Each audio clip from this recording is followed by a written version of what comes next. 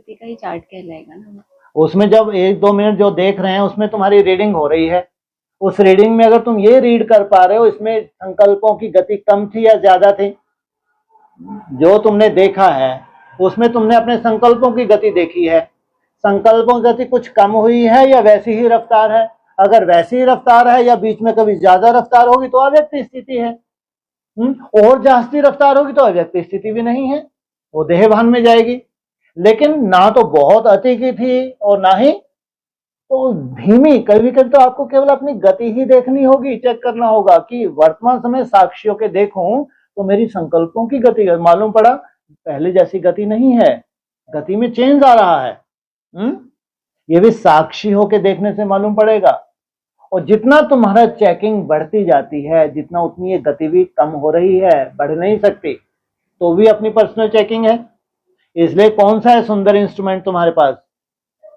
Stop watch. Stop watch लगाने के बाद तो कई बार तो ऐसा स्टॉप वॉच लगाया तो स्टॉप वॉच लगा ही रहा और मैं आगे बढ़ गई। क्या होता है? स्टॉप वॉच लगा हुआ है और स्टॉप वॉच वही है, मैं बहुत आगे बढ़ गई। तो फिर क्या करो? तो कितनी सुंदर चेकिंग चाहिए। स्टॉप वॉच लगा के चेकिंग करना इतना आसान नहीं है, उसमें भी थक जाते हैं। माया क्या करती है? थका देती है।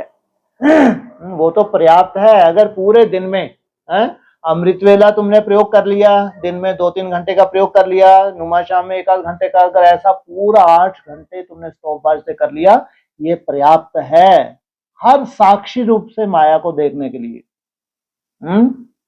हर माया के रूप को कैसे इंटरफेयर कर रही है माया, कैसे मेरी तपस्या में भी इंटरफेयर कर रही है और कैसे तुमको उसमें से निकलना है। तो उसमें से कम 6-8 घंटे इतनी सूक्ष्मता से चेकिंग करते हैं, तब वो भी पकड़ में आ जाएगी। हमारी यात्रा तो सूक्ष्म होती जाएगी, उस सूक्ष्म होती हुई यात्रा में तुमको स्वयं को ही पकड़ना है कि मेरी मंजिल जो है, मंजिल के अनुसार ही मेरे कदम आगे बढ़ रहे हैं या मेरे में अपनी तरह की जो माया है उसमें कहीं इंटरफेयर तो नहीं हो रहा। तो ये तो अपनी पर्सनल चेकिंग भी है।